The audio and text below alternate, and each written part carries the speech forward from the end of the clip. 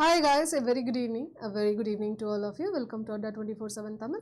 So இன்னைக்கு நம்ம என்ன பார்க்க போறோம் அப்படின்னா காமனான மிஸ்டேக் சரிங்களா. ஒரு 7 மிஸ்டேக்ஸ் நம்ம எஸ்எஸ்சி ஸ்டூடெண்ட்ஸ் அதுவும் பிகினர்ஸ் வந்து நம்ம எஸ்எஸ்சி சிஜிஎலுக்கான ஒரு ப்ரிப்பரேஷன் ஆரம்பிக்கும் போது காமனாக செய்யக்கூடிய ஒரு 7 மிஸ்டேக்ஸ் அண்ட் அதை எப்படி அவாய்ட் பண்ணுறது அப்படின்றத பார்க்கலாம் சரிங்களா.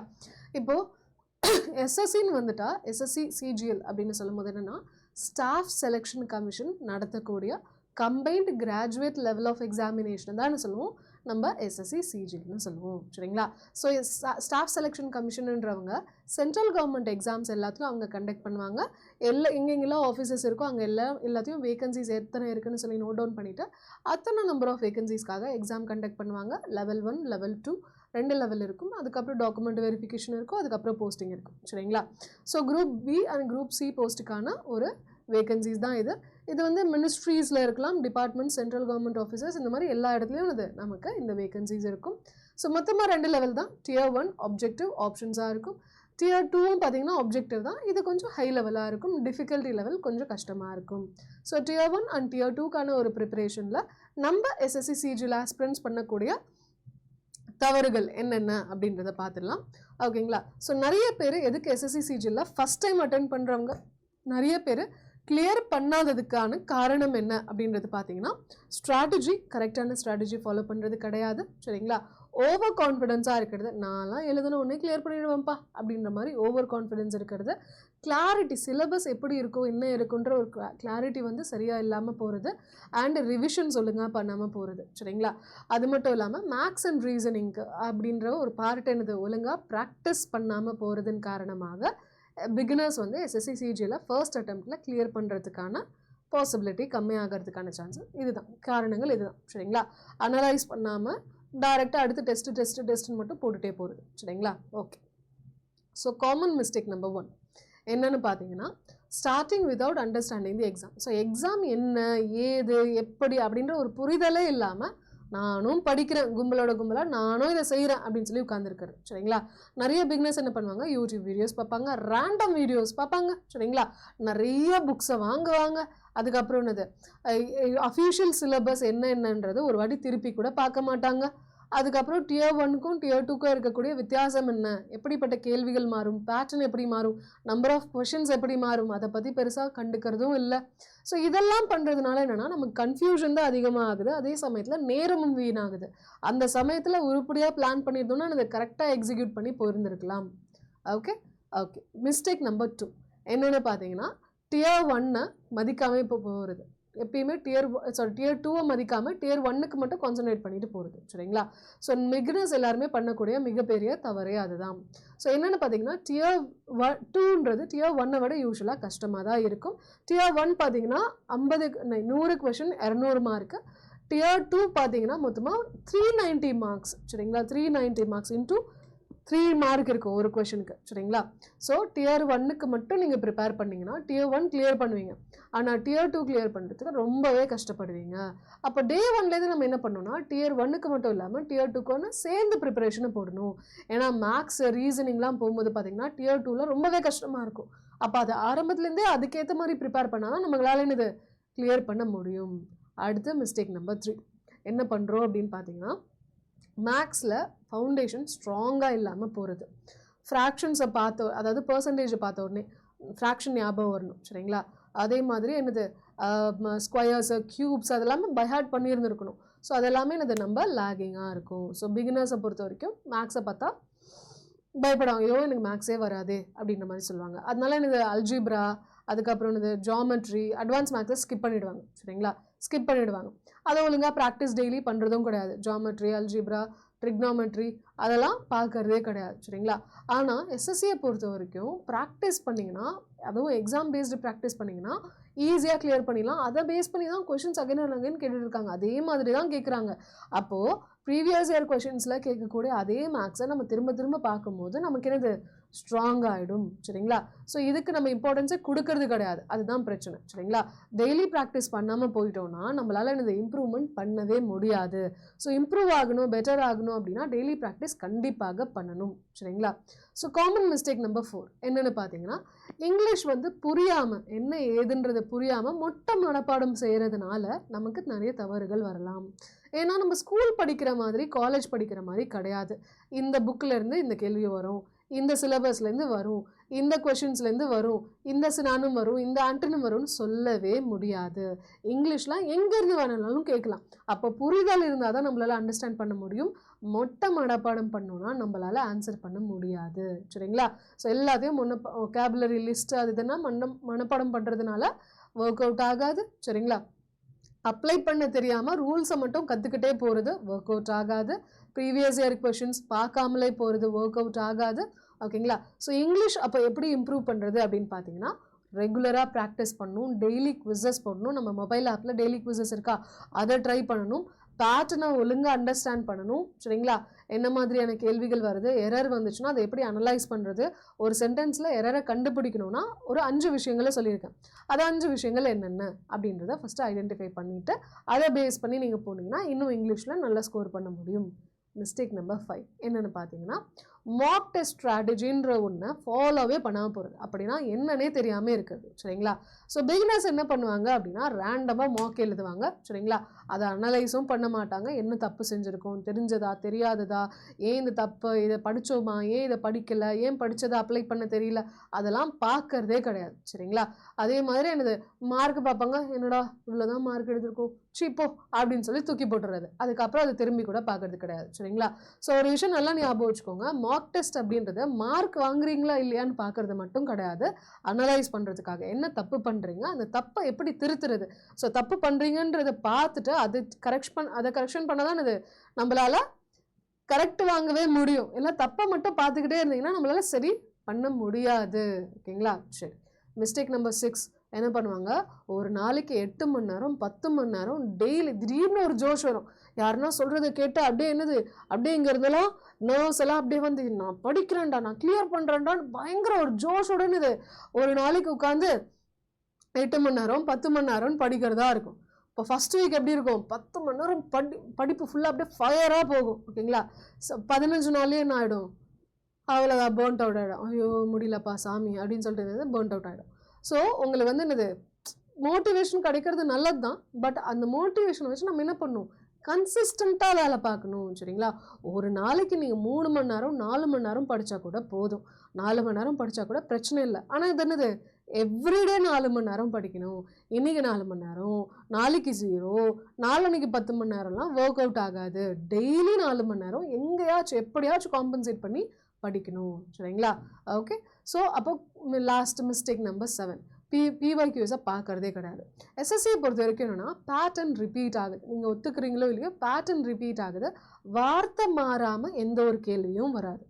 வார்த்தைகள் மாறி இருக்கும், நம்பர்ஸ் மாறும், சப்ஜெக்ட் மாறும், கன்ஜெக்ஷன் மாறும், பட் என்னது அதே கான்செப்டை தான் திரும்ப திரும்ப கேட்குறாங்க.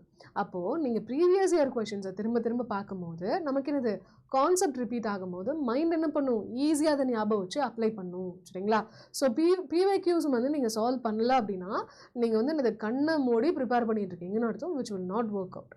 அப்போ பிஒய்க்யூவை தான் என்ன சொல்லலாம், ரியல் டீச்சர்னே சொல்லலாம். ஏன்னா அதுதான் நமக்கு சொல்லிக் கொடுக்கும் சரிங்களா.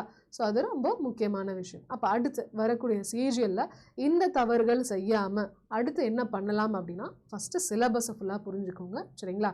ஸோ சப்ஜெக்ட்ஸ் என்னென்ன இருக்குது சரிங்களா, என்னென்ன சப்ஜெக்ட்ஸ் கேட்குறாங்க, ஆப்டி இருக்குது, குவான்டிடேட்டிவ் ஆப்டிடியூட் இருக்குது, ரீசனிங் இருக்குது, இங்கிலீஷ் இருக்குது, ஜென்ரல் அவேர்னஸ் இருக்குது. ஸோ இந்த 4 சப்ஜெக்ட் இருக்குது. டியர் 1லேயும் இதே தான், டியர் 2லேயும் இதே தான், டியர் 2ல் கம்ப்யூட்டர் எக்ஸ்ட்ராவாக இருக்கும் சரிங்களா. ஸோ அதை என்ன பண்ணுங்கள், சிலபஸ் வைஸாக டாப்பிக்கை பிரிச்சுக்கோங்க ஓகேங்களா. பிரிச்சுட்டு என்ன பண்ணுங்கன்னா ஒரு செக்லிஸ்ட் வச்சுக்கோங்க. என்கிட்ட பார்த்தீங்கன்னா எஸ்எஸ்சி சிஜிஎலுக்காக ஒரு 90 days ஸ்டடி பிளான் வந்து நான் ரெடி பண்ணியிருக்கேன் சரிங்களா. 90 daysக்கு ஸ்டடி பிளான் வந்து ரெடி பண்ணியிருக்கேன்.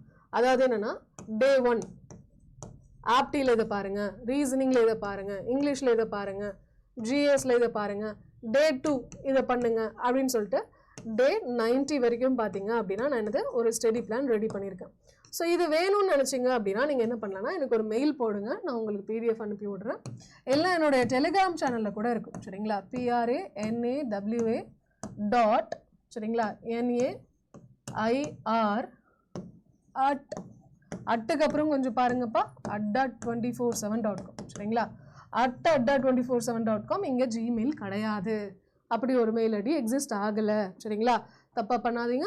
ஓகே. ஸோ இது இந்த மெயில் ஐடிக்கு நீங்கள் மெயில் அனுப்புனீங்கன்னா மேம் எஸ்எஸ்சி சிஜிஎலுக்கான ஸ்டடி பிளான் அனுப்புங்க, 90 days சிஜிஎல் ஸ்டடி பிளான் அனுப்புங்க அப்படின்னு சொல்லுங்கள். வெறும் ஸ்டடி பிளான் சென்ட் பிளான் அப்படின்னு அனுப்பாதீங்க சரிங்களா. நான் வந்து உங்களை குத்தம் சொல்லலை, இப்படி பண்ணுறாங்க, நீங்கள் இது பண்ணாதீங்கன்னு தான் சொல்கிறேன் சரிங்களா. ஓகே. ஸோ இதை அனுப்புனீங்கன்னா உங்களுக்கு day 1லேருந்து day 90 வரைக்கும் எப்படி கவர் பண்ணுறது, முடிச்சதுக்கப்புறம் அது என்னது ஸ்ட்ரைக் அவுட் பண்ணி அடுத்து போயிட்டே இருக்கலாம். சரி, ஃபஸ்ட்டு 3 months, இந்த 3 months என்ன பண்ணணும் அப்படின்னா ஸ்ட்ராங் ஃபவுண்டேஷன் இருக்கணும். ஸோ டெய்லி பிளான் 2 மணி நேரம் மேக்ஸுப்பா, 1 மணி நேரம் இங்கிலீஷ்ப்பா, 1 மணி நேரம் ரீசனிங்ப்பா, அரை மணி நேரம் ஜென்ரல் அவேர்னஸ்ப்பா அப்படின்னு சொல்லிட்டு என்னது டைமை ஒதுக்கிட்டு இதுக்காக ப்ரிப்பரேஷனை போடுங்க சரிங்களா. ஸோ கான்செப்ட் தெளிவாக புரியணும், அதை பேஸ் பண்ணி ப்ரீவியஸ் இயர் கொஷின்ஸ் அட்டன் பண்ணுங்கள், பெட்டர் அண்டர்ஸ்டாண்டிங் இருக்கும் சரிங்களா. அடுத்து ப்ராக்டிஸ் அண்ட் செக்ஷனல் டெஸ்ட் என்னென்னா ஒரு வாட்டி சிலபஸ் 60% ஃபுல்லாக முடிக்கலனாலும் 50% மேலே முடிச்சிட்டோம்ப்பா அப்படின்னு தோணும் போது செக்ஷனல் மார்க்கை போட ஆரம்பிச்சிடுங்க. நீங்கள் கற்றுக்கிட்ட விஷயத்த அப்ளை பண்ண முடியுதான்னு பாருங்கள். நீங்கள் கற்றுக்கிட்டதை வச்சு மீதி இருக்கக்கூடிய இது சிலபஸில் இருக்கக்கூடிய விஷயங்களையும் அட்டன் பண்ண முடியுதான்னு பாருங்கள் சரிங்களா. மிஸ்டேக்ஸ்க்குன்னு ஒரு நோட் போடுங்க, என்னென்ன ரூல்ஸு, என்னென்ன ஃபார்முலாஸு, என்னென்ன கேப்லரிலாம் தப்பு பண்ணுறீங்களோ அதை எழுதி வைங்க சரிங்களா. அடுத்த மார்க் டெஸ்ட் எழுதுறதுக்கு முன்னாடி அதை ஒரு திருப்பி பார்த்துட்டு எழுதுங்க சரிங்களா. ஸோ என்னது ரிவைஸ் வீக் டாபிக்ஸ் வீக்லி என்னென்னலாம் டாபிக்ஸ் வந்து வீக்காக இருக்கீங்களோ அதை வந்து ஒழுங்காக நீங்கள் அந்த டாபிக்ஸ் இப்போ இங்கிலீஷ்லேருந்து கேப்லரி வர மாட்டேங்குது, அல்லது என்ன சொல்லலாம் ஃபில் இன் த பிளாங்க்ஸ் வர மாட்டேங்குது, ஆப்டியில் வந்து நம்பர் சிஸ்டம் வர மாட்டேங்குது அப்படின்னா எண்ட் ஆஃப் த வீக் என்ன பண்ணுங்கள், அதை உட்காந்து ப்ராக்டிஸ் பண்ணுங்கள் சரிங்களா. ஃபுல் லென்த் மார்க் ஸ்ட்ராட்டஜி ஒரு வாரத்தில் ஸ்டார்டிங்கில் என்ன பண்ணுங்கள், ஒரு வாரத்தில் 2 மார்க் போடுங்க. அதை வந்து என்னது 2லேருந்து 3 மணி நேரம் உட்காந்து அனலைஸ் பண்ணுங்கள். எடுத்தோம் டெஸ்ட்டு போட்டோம் தூக்கி போட்டோம் அப்படின்னு இல்லாமல் உட்காந்து அனலைஸ் பண்ணுங்கள். ஸ்பீட் இன்னும் எப்படி அதிகப்படுத்தலாம், இப்போது நம்பர் ஆஃப் கொஷின்ஸ் வந்து இப்போ எடுத்தோடனே நீங்கள் 70 தான் அட்டன் பண்ணுறீங்கன்னா அதை எப்படி 80 ஆக்கலாம், அதை எப்படி 90 ஆக்கலாம் அப்படின்றத பிளான் பண்ணிட்டு போங்க சரிங்களா. அதே மாதிரி ஃபஸ்ட் என்னது அன்அட்டெம்ப்டட் கொஷின்ஸை அட்டெம்ப்டட் ஆக்கணும். அதுக்கப்புறம் பார்த்தீங்கன்னா அட்டன் பண்ண கொஷின்ஸ் எல்லாத்தையும் பாசிட்டிவ் ஆக்கணும். நெகட்டிவ்ல நிறைய போகும் இல்லையா, அது எல்லாத்தையும் பாசிட்டிவ் ஆக்கணும். அப்போ இந்த 2 ஸ்டெப்பை நீங்கள் சாட்டிஸ்ஃபை பண்ணிட்டீங்கன்னா மேக்ஸிமம் ஸ்கோர் நீங்கள் ஈஸியாக எடுத்துடுவீங்க சரிங்களா. ஸோ நம்மளோட டார்கெட் 85 வச்சுக்கலாமா. ஸோ நீங்கள் ப்ராக்டிஸ் பண்ணும்போது 85 வச்சுக்கோங்க. இந்த 9 days ஸ்டடி பிளான் பண்ணும்போது உங்களோட டார்கெட் 85ன்னு வச்சுக்கோங்க. ஸ்டடி பிளான் முடிஞ்சதுக்கப்புறம் ஆக்சுவல் எக்ஸாமுக்கு எஸ்எஸ்சி சிஜிஎல் Tier 1 நம்ம டார்கெட் என்னவாக இருக்கணும்னா 75 to 80 போதும் சரிங்களா. 75க்கு கம்மியாக எடுத்தாலே கட் ஆஃப் கிளியர். போன வாட்டி 2025ல் சரிங்களா 75க்கு கீழே கம்மியாக எடுத்த மார்க் எடுத்தப்பவே கிளியர் ஆகிருக்கு. பட் நம்மளோட டார்கெட் 75னே வச்சுக்கலாம் சரிங்களா. 75லேருந்து 80க்குள்ளே நம்மளுடைய டார்கெட் வச்சுக்கலாம். அப்போ 82 83 கொஷின்ஸ் அட்டன் பண்ணிங்கன்னா சிலதெல்லாம் நெகட்டிவில் போயிட்டு ஒரு 75 கொஷின்ஸ் கரெக்டு அப்படின்ற மாதிரி வரும். ஸோ நம்மளோட டார்கெட் 75 to 80 அப்படின்றத வச்சுக்கோங்க சரிங்களா. ஸோ ஸ்மார்ட் டிப் என்னென்னா மேக்ஸை பொறுத்த வரைக்கும் டெய்லி ப்ராக்டிஸ் கண்டிப்பாக இருக்கணும். ஷார்ட்கட் ஒரு கான்செப்ட் லேர்ன் பண்ணதுக்கப்புறமும் ஷார்ட்கட் கற்றுக்கோங்க. ஃபார்முலாஸ் எல்லாத்தையும் கரெக்டாக வீக்லி ரிவைஸ் பண்ணிக்கோங்க. இங்கிலீஷை பொறுத்த வரைக்கும் ப்ரீவியஸ் கொஷின்ஸ் பார்த்துக்கோங்க. எரர் வந்து பார்த்தீங்கன்னா லேட்டஸ்ட் பேட்டர்ன் இப்போ 2026 நீங்கள் சிஜிஎல் எழுதுறீங்க அப்படின்னா 2025ல் சிஜிஎல் அல்லாது மற்ற என்னென்ன எக்ஸாம்ஸ் எஸ்எஸ்சி கண்டக்ட் பண்ணியிருக்காங்களோ அது எல்லாத்தையும் ரெஃபர் பண்ணிட்டு போங்க சரிங்களா. ரீடிங் ஸ்பீடை கொஞ்சம் இம்ப்ரூவ் பண்ணுங்கள். ரீசனிங்கை பொறுத்த வரைக்கும் வெரைட்டி ஆஃப் கொஷின்ஸை ப்ராக்டிஸ் பண்ணுங்கள். டைம் பேஸ்டு சால்வ் பண்ணுங்கள் சரிங்களா. டைம் இருக்கிறதுனால தான் நம்ம உட்காந்துடுறோம். ஸோ டைமை பேஸ் பண்ணி டைம் வச்சு டைமர் ஃபிக்ஸ் பண்ணி நீங்கள் டெஸ்ட்டு போடுங்க. ஜென்ரல் அவேர்னஸை பொறுத்த வரைக்கும் ஸ்டாட்டிக் பேஸ் பண்ணி starting and current affairs base பண்ணி இருக்கக்கூடிய கேள்விகளை ட்ரை பண்ணுங்கள். நம்ம மொபைல் ஆப்லலாம் குவிசஸ் இருக்கும், அதை ட்ரை பண்ணுங்கள். ஃப்ரீக்வெண்ட்டாக என்னது ரிவைஸ் பண்ணுங்கள் சரிங்களா. ஓகே. ஸோ பிகினர்ஸாக இருந்தீங்கன்னா ஸ்டார்டிங்லேயே ஆரம்பிச்சுடுங்க. Tier 2க்கான ப்ரிப்பரேஷனும் Day 1லேயே போட்டுருங்க. ப்ரீவியஸ் இயர் கொஷின்ஸை கொஞ்சம் சீரியஸாக பாருங்கள். எவ்ரி மார்க்கவுக்கு அந்த அனலைஸ் பண்ணுங்கள். கன்சிஸ்டண்ட்டாக ப்ராக்டிஸ் பண்ணுங்கள். எக்ஸாம் கண்டிப்பாக கிளியர் ஆகிடும். மேம் இதெல்லாம் என்னால் தனியாக உட்காந்து பண்ண முடியாது, தனியாக என்னால் செய்யவே முடியாது, யாருன்னா ஒருத்தவங்க இதை பண்ணுப்பா இதை செய்யப்பான்னு சொன்னாங்கன்னா நல்லாயிருக்கும் அப்படின்னு பார்த்தீங்கன்னா எஸ்எஸ்சி சிஜிஎலுக்காகவே நம்ம என்ன பண்ணியிருக்கோம், புதுசாக ஒரு பேட்ச் ஆரம்பிச்சிருக்கோம். ஸோ 14th Feb தான் நம்மளுடைய பிளான் இருந்துச்சு. பட் இன்னும் கொஞ்சம் எக்ஸ்டெண்ட் பண்ணியிருக்கோம். என்னன்னா 28th Februaryக்கு தான் நம்ம பேட்ச் ஆரம்பிக்க போகிறோம். போதுமான அளவு டைம் இருக்குது. பட் என்ன ஒரு விஷயம்னா, நாளையிலேருந்து நமக்கு வேலண்டைன்ஸ் டே ஆஃபர் ஆரம்பிச்சிடும். ஸோ வேலண்டைன்ஸ் டே அதுவுமா நீங்கள் என்ன பண்ணலான்னா Y350 சரிங்களா. ஸோ Y350ன்ற இந்த பர்டிகுலர் கோடு யாருமே இந்த கோடு யூஸ் பண்ண மாட்டேங்கிறீங்க, ஏன்னு தெரியல. ராசியான கோடு இல்லையா, இல்லை பிடிக்கலையா என்னன்னு தெரியல.